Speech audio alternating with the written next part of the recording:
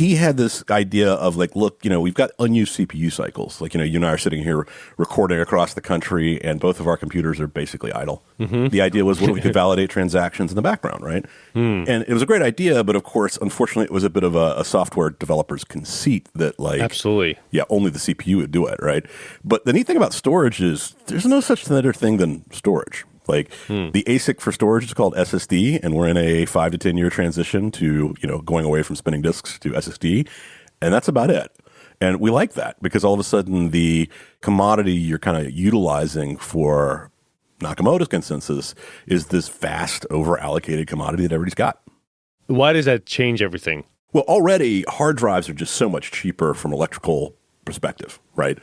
All of the stuff is dominated by its kind of ongoing running costs. The Antminer 19 for proof of work chain versus a 20 terabyte hard drive.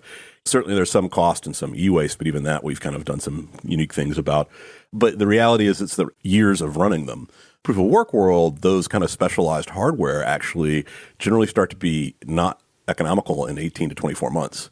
Where like a hard drive, if you're not completely dependent on it being perfect, can run nearly 8 or 9 years. Most are replaced at 4 just because you don't lose your photos, right? But if you're in a Nakamoto consensus and one of your hard drives goes down, you just kind of recycle it.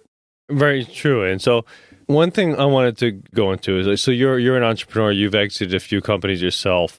People that are of our age may know about eMusic, right? So you were one of the founders of that, if I'm mistaken, of eMusic.com. Yeah, no, it's really funny.